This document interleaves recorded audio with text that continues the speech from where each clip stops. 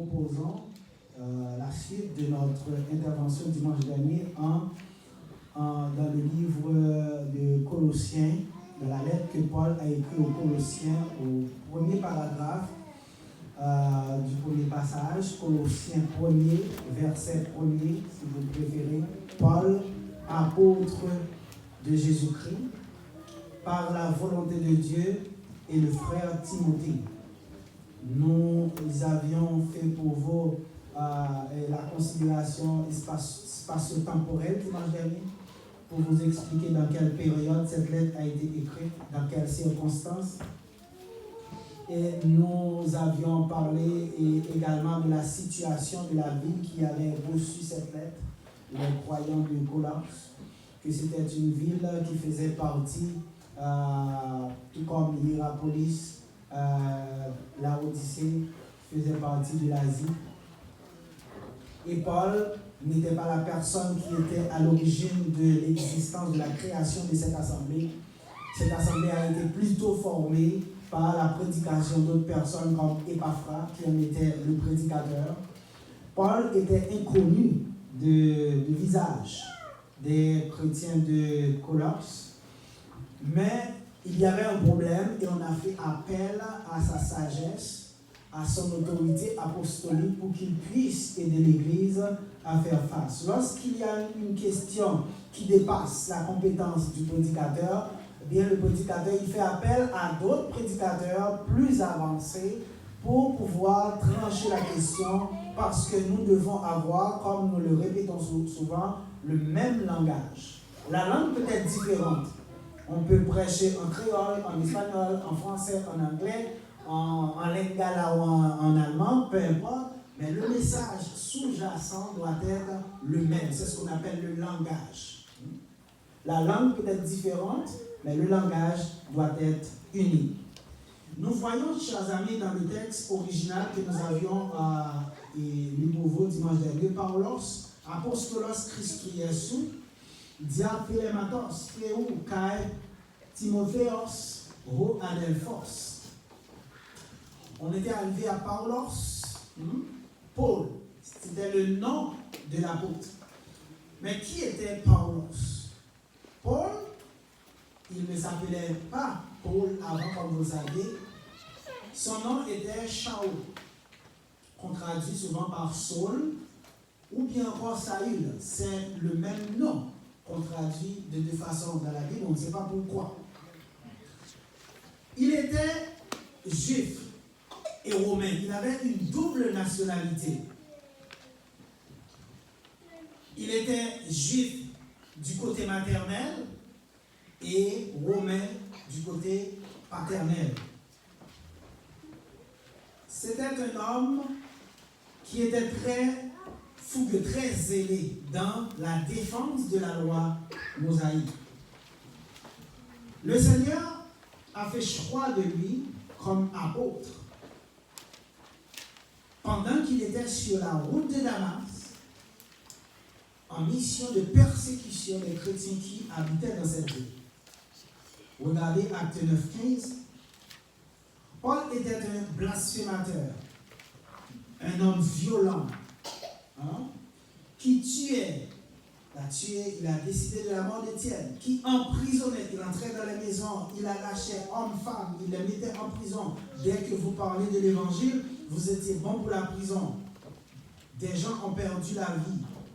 Et Paul lui-même l'a confessé. C'est lui qui l'a dit de sa propre bouche en 1 Timothée 1er, paragraphe 12-13.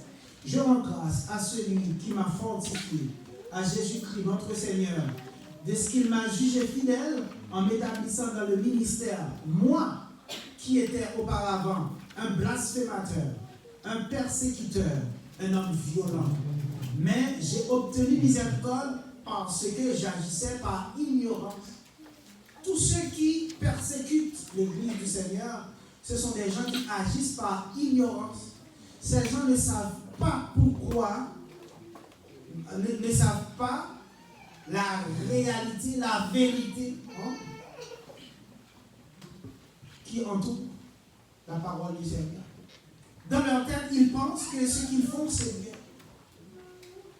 Parce qu'ils persécutent les croyants croyants, mais ils croient rendre un culte à Dieu. Donc, ils agissent dans l'ignorance. Tout comme de nos jours, il y a beaucoup de gens qui servent Dieu, mais dans l'ignorance. Qui aiment Dieu, mais dans l'ignorance. L'ignorance ne pourra pas vous sauver. Car la Bible dit, Dieu, sans tenir compte des temps d'ignorance, annonce aujourd'hui l'évangile à tout le monde, partout, afin que tous ceux qui acceptent l'évangile puissent être sauvés. Paul, apôtre, qui a prêché l'évangile aux païens, était un savant. Parce qu'il y a une tendance, une croyance qui veut faire croire que dès qu'on veut servir Dieu, on veut prêcher, ce n'est pas nécessaire d'être formé. Ce n'est pas nécessaire d'avoir la connaissance. Ce n'est pas nécessaire d'être cultivé intellectuellement. Parce que le Saint-Esprit va vous donner ce qu'il faudra dire. C'était vrai pour le premier siècle, avant la chose parfaite. Après la chose parfaite, la connaissance automatique a disparu. Et pour pouvoir prêcher, cela prend deux compétences. La compétence intellectuelle, la compétence spirituelle, qui est l'illumination assurée par le Saint-Esprit.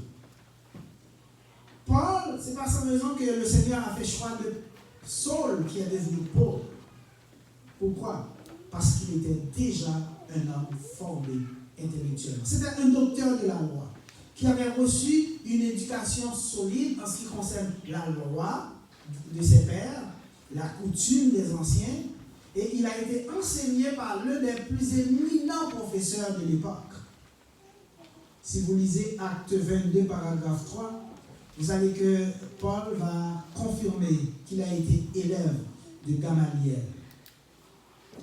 Acte 22, 3, si on regarde, je suis juif, né à Tars en Cilicie, mais j'ai été élevé dans cette ville-ci, instruit au pied de Gamaliel, dans la connaissance exacte de la loi de nos pères, étant plein de zèle pour Dieu, comme vous l'êtes tous aujourd'hui. Ici, Paul, c'est un discours qu'il présentait pour justifier sa position d'apôtre, pour justifier sa foi devant le Sanhédrin, devant les Juifs. Donc, qui était Gamaliel? Donc, son nom complet, Rabban Gamaliel, faisait partie de l'élite spirituelle et intellectuelle juive. Il avait autorité et siégeait au Sanhédrin. Après la mort de Shamaï en l'an 30, Gamaliel est devenu ce qu'on appelle le Nassi du Sanhédrin, c'est-à-dire le président du Sanhédrin, la personne qui présidait le Sanhédrin, la plus haute cour de justice d'alors. Gamaliel a fait preuve de sagesse lors de l'accusation de l'arrestation des apôtres. Les apôtres étaient devant le Sanhédrin. En Acte 5, paragraphe 34, 38 et 39, vous pouvez lire, on accusait les apôtres de blasphème. On voulait les punir. On voulait même les tuer. Parce qu'après qu'on ait fini de se débarrasser du Seigneur, on a tué Jésus, on l'a crucifié, il est ressuscité, eh bien, les Juifs, les pharisiens, ils ne se sont pas arrêtés là. Ils se sont donné comme mission d'exterminer tous ceux qui parlaient de l'évangile de Jésus-Christ. Et ils ont arrêté les apôtres. Ils les ont amenés devant les Sanhédrins. Mais, nous lisons Acte 5, 34, un pharisien nommé Gamaliel, docteur de la loi estimé de tout le peuple, se leva dans le Sanhédrin, ordonna de faire sortir un instant les apôtres. Maintenant, dit-il, je vous le dis, ne vous occupez plus de ces hommes-là, laissez-les aller. Si cette entreprise, c'est-à-dire si leur décision de prêcher est une œuvre, est quelque chose qui vient des hommes, c'est leur décision personnelle, cela va disparaître parce qu'on a déjà l'exemple. Mais si c'est la volonté de Dieu,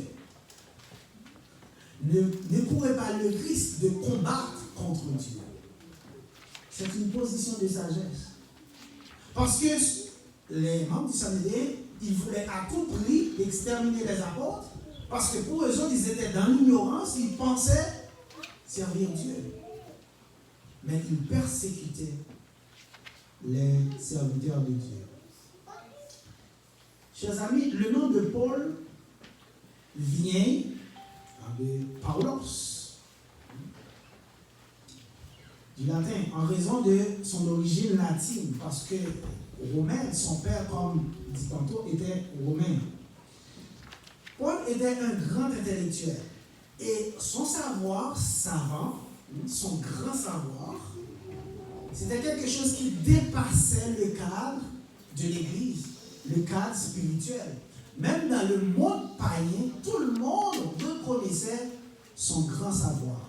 Et on en a pour preuve en acte 26, paragraphe 24, devant le roi Agrippa, Porcius Festus, qui était le gouverneur de la Judée, lorsque Paul parlait de l'évangile, de la résurrection des morts, que eux autres, ils n'acceptaient pas, ils pensaient que Paul était fou, qu'il avait perdu la tête. Vous savez, souvent, lorsque quelqu'un a trop de connaissances, les connaissances tournent cette personne à la folie. Et bien, c'est la position que Festus a pris face à Paul pour dire Maïne pour les tapola se grammata et ismanian péritrépé. En français, il disait tu es fou, Paul. Tu es hors de sens, tu es hors d'esprit. Tu as perdu l'esprit, Paul. Tes multiples lettres te tournent à la folie. Dans une traduction, on voit ton grand savoir te fait déraisonner. Non, mais lorsque vous considérez les mots dans l'original, c'est tes multiples lettres. Parce que quand on dit ton grand savoir, c'est différent des termes utilisés. Pour la grammata, tes multiples lettres. Donc c'était un homme de lettres, un homme très cultivé. Et lorsqu'il parlait ainsi, les gens pensaient qu'il avait perdu l'esprit. Parce qu'il parlait de choses que eux autres, ils ne comprenaient, ils n'acceptaient pas. Donc c'est ce savant hors pair que le Seigneur a choisi pour devenir apôtre. Parce que le Christ n'était plus sur terre, Jésus n'était plus sur terre pour former un autre apôtre, pour remplacer Judas qui a abandonné l'œuvre. Et il fallait quelqu'un qui était déjà instruit, mais qui avait seulement besoin de recevoir le Saint-Esprit pour accomplir l'œuvre. En Galates, 1er paragraphe 1 et 11-12, Paul a dit, je vous déclare, frère, que l'évangile qui a été annoncé par moi n'est pas de l'homme, car je ne l'ai ni reçu, ni appris d'un homme, mais par une révélation de Jésus-Christ. Il a reçu l'évangile par Jésus-Christ. Tous les apôtres de Jésus-Christ ont reçu l'évangile, la formation par le biais de Jésus-Christ. Et Paul l'a reçu sur la route de Damas par une vision lorsque la lumière éblouissante l'avait désassommé de son cheval. Apôtre, il a dit Paulos, apostolos, Jésus Christ, apostolos, apôtre, mot dérivé du verbe apostello, qui signifie envoyer. Ce verbe est composé de apo, à partir de, et stello, envoyer. Donc on voit, c'est à partir de ce verbe, les mots qui le composent, on voit quelqu'un qui est envoyé de quelque part pour accomplir une tâche. Donc l'apôtre est quelqu'un qui est envoyé pour accomplir une tâche, pour accomplir une œuvre. Il est parti de quelque part. Donc, ce qu'on peut comprendre, l'apôtre a un port d'attache, il ne peut pas se faire apôtre lui-même, il ne peut pas se donner la charge de s'envoyer lui-même. C'est une charge qui devait lui être confiée parce que c'est un envoyé, c'est un messager. Ce qu'on peut appeler aussi un ambassadeur. Un ambassadeur, c'est quelqu'un qui représente un pays dans un pays étranger. Mais l'ambassadeur, ce n'est pas lui qui a décidé d'être ambassadeur. Il est nommé ambassadeur par une autorité supérieure, par le président, par la Chambre, par le Premier ministre, dépendamment du pays. Ici, on n'a pas de président, on a le Premier ministre. Donc, on est désigné ambassadeur. Mais on n'est pas désigné ambassadeur juste parce que tu es élégant ou non. Il faut avoir une connaissance, particulièrement du pays dans lequel vous allez représenter votre pays. Parce que si vous ne connaissez pas la politique de ce pays, vous ne connaissez pas un peu l'histoire de ce pays, vous ne pourrez pas représenter votre pays valablement parce que vous allez avoir des problèmes. Vous ne connaissez pas la coutume des gens. Vous devez étudier d'abord, avoir une certaine connaissance pour pouvoir être nommé ambassadeur dans tel ou tel pays. L'apôtre n'a pas besoin d'avoir de la connaissance sur les gens qui vont recevoir le message. Mais l'apôtre a besoin d'avoir la compétence nécessaire pour pouvoir délivrer le message valablement. Donc, il y a les apôtres de Christ, il y en a plus sur terre, parce que le dernier, comme vous le savez, Jean, qui est mort. Il n'y a plus d'apôtres de Jésus, parce que pour qu'il y ait d'apôtres, il faudrait que Jésus les forme et les envoie. Et il n'est plus là pour les former. Mais il y a quand même d'autres apôtres. C'est ce qu'on appelle les apôtres de l'Église. Parce que c'est l'Église qui a la responsabilité de former et de donner la charge à certaines personnes de prêcher l'Évangile. Si vous regardez en 1 Corinthiens 1er 17, Paul dit que c'est Christ qui l'a envoyé prêcher l'Évangile. Et nous savons, de nos jours, qu'il y a des gens qui continuent à prêcher l'Évangile. Mais qui les envoie? Eh bien, Paul a aussi donné la réponse en 2 Corinthiens 8, paragraphe 23. Quant à Tite, il est notre associé et notre compagnon d'œuvre auprès de vous. Et pour ce qui est de nos frères, ils sont les apôtres des églises, les envoyés des églises. Donc Paul, chers amis, recevant l'évangile directement de Jésus-Christ sur la route de Damas, comme nous l'avions mentionné tantôt, a quand même reçu une imposition des mains de l'église d'Antioche. Donc ça vient en sorte, l'église d'Antioche a montré que l'église a une certaine autorité. Donc Paul n'avait pas reçu l'imposition des mains pour être établi comme apôtre parce qu'il était déjà choisi par Christ. Mais comme nous vous disons, il faut un port d'attache. Donc Paul sortait de cette église pour aller prêcher. Et l'église lui accorde toute sa confiance dans son œuvre. Vous pouvez lire Acte 13, 1er. Une chose importante à souligner en passant, c'est qu'on ne peut pas prêcher l'évangile sans être formé, sans avoir reçu une formation. On ne peut pas être professeur sans avoir été préalablement élève. Vous voyez les apôtres, ils ont été élèves. C'est pourquoi on les appelait des disciples. Mathetes. Élèves. Dérivé du verbe mantano, apprendre. Donc, ils ont appris la science divine avant de pouvoir la partager à d'autres personnes. Et si vous regardez en Romains 10, paragraphes 14 et 15, vous allez comprendre que même Paul va, sous l'inspiration du Saint-Esprit, confirmer l'importance de l'Église dans ce qu'on appelle la prédication qui doit être faite. Il a dit, comment peut-on entendre l'évangile s'il n'y a personne qui prêche? Comment peut-on avoir des prédicateurs s'ils ne sont pas envoyés? Donc, pour partager le message de manière formelle, il faut être envoyé. Est-ce que ça veut dire que de manière informelle, qu'on ne peut pas prêcher l'évangile? Non, c'est pas ce que ça signifie. Dans votre vie de tous les jours, dans votre quotidienneté, vous avez la responsabilité de partager le message.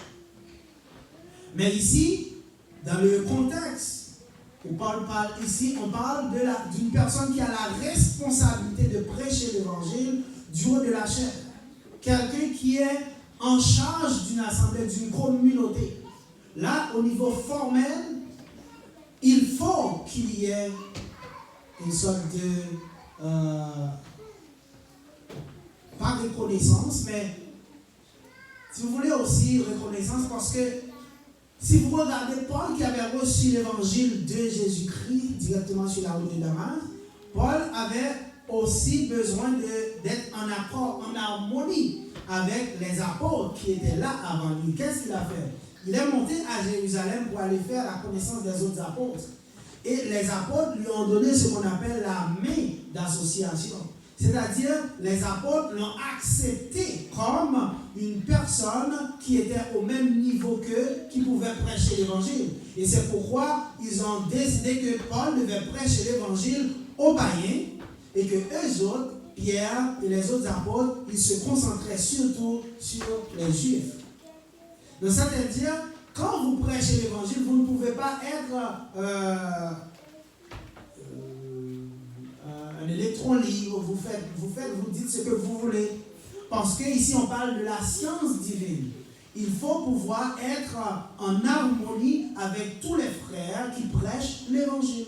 Si vous n'êtes pas en harmonie avec les autres prédicateurs, il y a un problème. Vous travaillez pour votre propre compte, mais vous ne travaillez pas pour Dieu, parce que Dieu demande à ce que nous soyons tous et ensemble et que nous puissions avoir le même langage. En 1 Corinthiens 1:10, Paul a dit: je vous exhorte tous, frères, à tenir un même langage.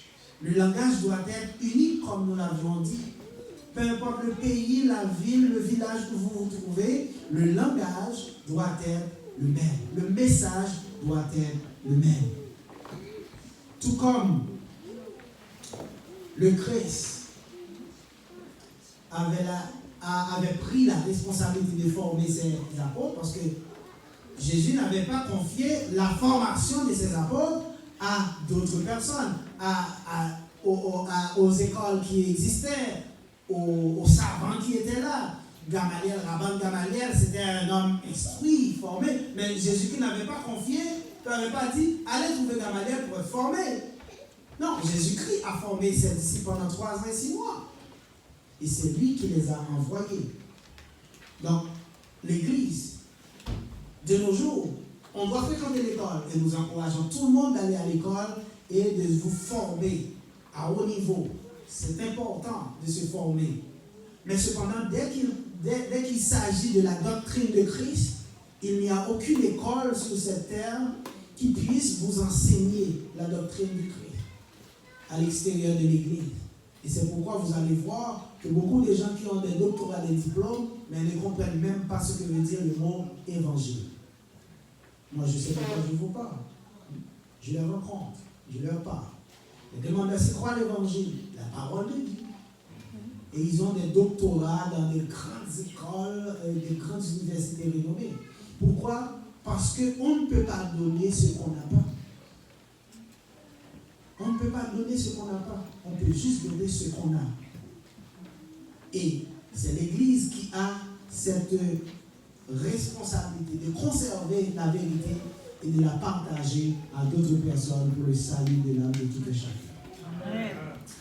Chers amis, Paul, apôtre de Christ, de Jésus-Christ, par la volonté de Dieu, et le frère Timothée, il dit: par la volonté de Dieu, on a fait les matos. Par la volonté, ici, génitif de l'élément. La volonté, c'est quoi? La volonté, c'est la faculté de vouloir. La faculté de se déterminer librement à agir ou à s'abstenir d'agir. En pleine connaissance de cause et après réflexion. La volonté. Quand vous manifestez votre volonté, vous avez mûrement réfléchi avant d'agir. Dans le cas contraire, on dit que vous agissez par instinct.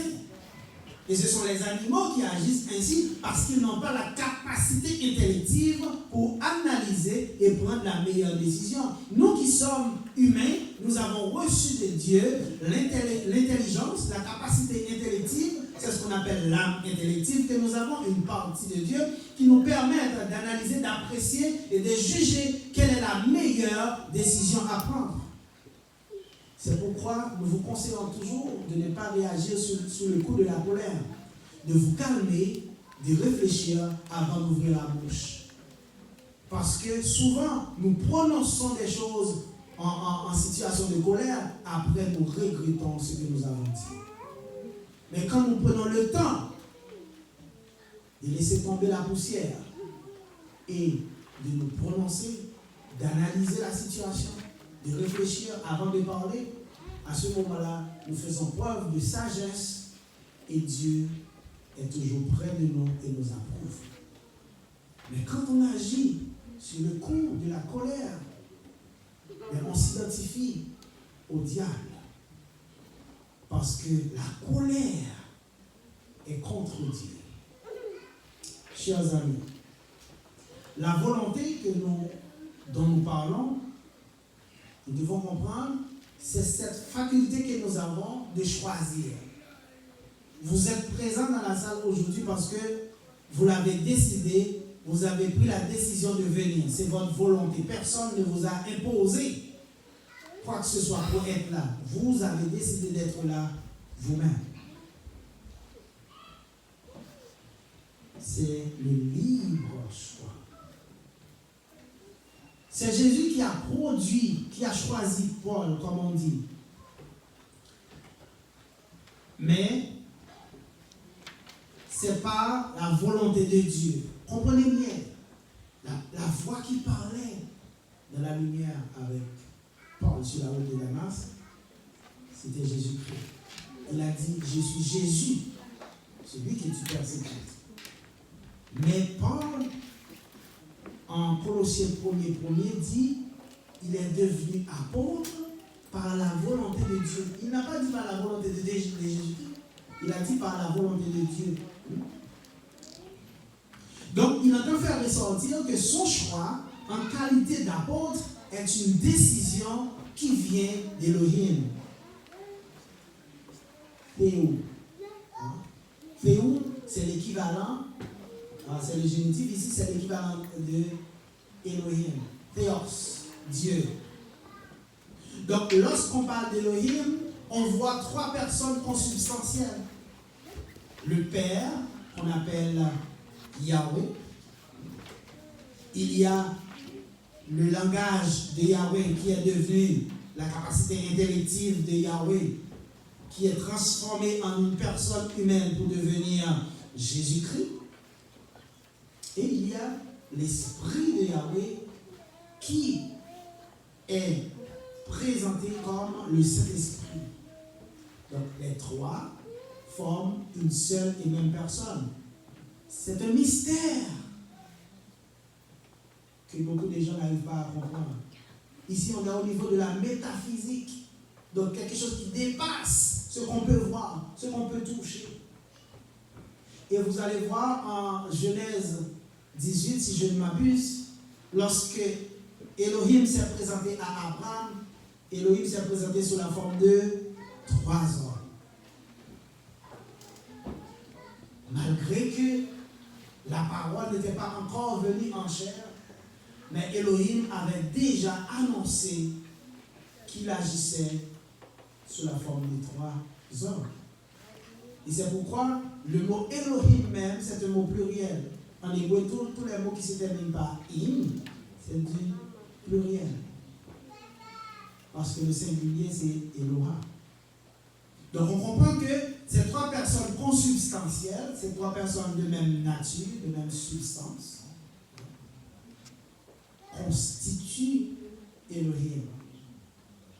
Donc en disant Elohim, nous voyons ce qu'on appelle l'hypostase, c'est-à-dire les 3 personnes consubstantielles, de même substance spirituelle, qui agissent de commun accord et qui sont toujours en harmonie sur tous les points. Parce qu'elles agissent, ces personnes-là, par délibération. C'est pourquoi en Matthieu 28, paragraphe 19, Jésus-Christ, dans ses derniers moments avec les apôtres, il a dit aux apôtres, en allant, faites de toutes les nations des disciples. Par quel moyen? En les baptisant au nom d'Élohim, c'est-à-dire au nom du Père, au nom du Fils et au nom du Saint-Esprit. Donc les trois personnes consubstantielles, ce qu'on appelle l'hypostase. Quand on est baptisé au nom d'Élohim. Si vous êtes plongé au nom de Jésus, on vous plonge au nom de Jésus, vous n'êtes pas baptisé suivant l'ordre que Jésus lui-même a donné. Jésus n'a pas dit, vous les baptiserez au nom de Jésus ou en mon nom, tout simplement. Parce que en mon nom, c'est une autre expression que nous allons trouver par la suite dans la Bible, qui va traduire selon mon autorité. Et l'autorité, c'est exactement ce que nous trouvons en Matthieu 28. Si vous regardez les paragraphes précédents, par exemple le paragraphe 18 de Matthieu 28, il va dire « Toute autorité m'a été donnée dans les cieux et sur la terre. En allant, faites des disciples de toutes les nations. » Donc lorsque Jésus dit, lorsque vous allez voir qu'on dit qu'ils ont été baptisés au nom du Seigneur Jésus, ici, au nom du Seigneur Jésus veut dire selon l'autorité. C'est-à-dire selon ce que Jésus avait dit en Matthieu 28. Parce que comprenez bien, Jésus ne peut pas dire quelque chose et les apôtres viennent pas après pour transformer, pour dire le contraire de ce que Jésus a dit. Ça, c'est un non-sens. C'est la tête, c'est le maître, c'est le chef. Parce que l'Église, c'est quoi? C'est le corps de Christ. Et qui dirige le corps? C'est la tête. Les apôtres font partie du corps. Les apôtres ne sont pas la tête. Ils sont membres du corps de Christ. Chers amis,